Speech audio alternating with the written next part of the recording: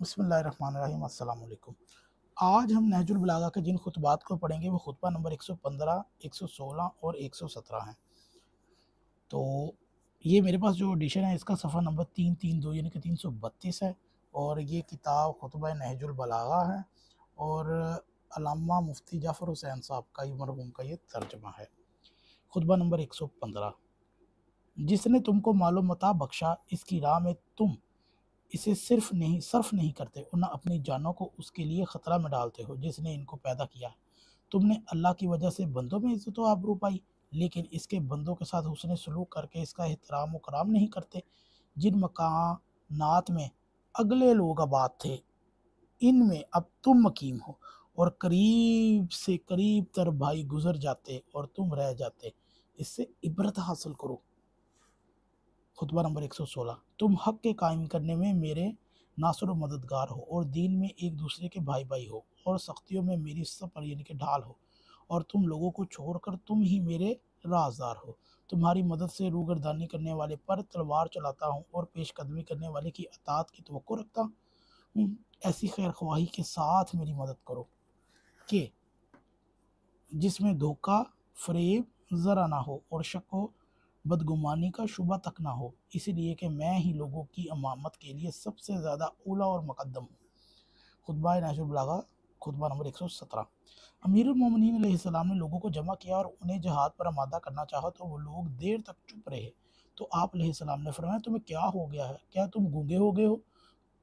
تو ایک گروہ نے کہا اے امیر المومنین اگر آپ چلیں تو ہم بھی آپ علیہ السلام کے ہمراہ چلیں گے، جس پر آپ نے فرمایا تمہیں کیا ہو گیا ہے؟ تمہیں ہدایت کی توفیق نہ ہو اور نہ سیدھی راہ دیکھنا نصیب ہو، کیا ایسے حالات میں نکلوں؟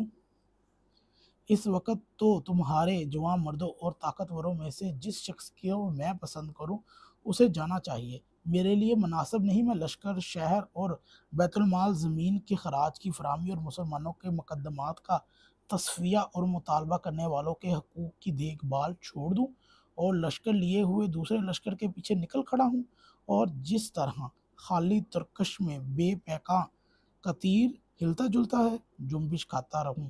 میں چکی کے اندر کا وہ قطب ہوں کہ جس پر وہ گھومتی ہے جب تک میں اپنی جگہ پر ٹھہرا رہوں، اور اگر میں نے اپنا مقام چھوڑ دیا تو اس کے گھومنے کا دائرہ متزلزل ہو جائے گا، اور میں اس کے نیچے والا پتھر بھی بے ٹھکانے ہو جائے گا۔ خدا کی قسم یہ بہت برا مشورہ ہے۔ خدا کی قسم اگر دشمن کا مقابلہ کرنے سے مجھے شہادت کی امید نہ ہو جبکہ وہ مقابلہ میرے لیے مقدر ہو چکا ہو، تو میں اپنی سواریوں کو سوار ہونے کے لیے قریب کر لیتا ہوں، تمہیں چھوڑ چھاڑ کر نکل جاتا، اور جب تک جنوبی اور شمالی ہوائیں چلتی رہتی تمہیں کبھی طلب نہ کرتا۔ تمہارے شمار زیادہ ہونے سے کیا فائدہ جب تم یک دل نہیں ہو پاتے۔ میں تمہیں صحیح راستے پر لگایا ہے کہ جس میں ایسا ہی شخص تباہ و برباد ہوگا جو خود اپنے لیے ہلاکت کا سامان کیے بیٹھا ہو۔ جو اس راہ پر جمع رہے گا وہ جنت کی طرف، جو پھسل جائے گا وہ دوزخ کی طرف بڑھ جائے گا۔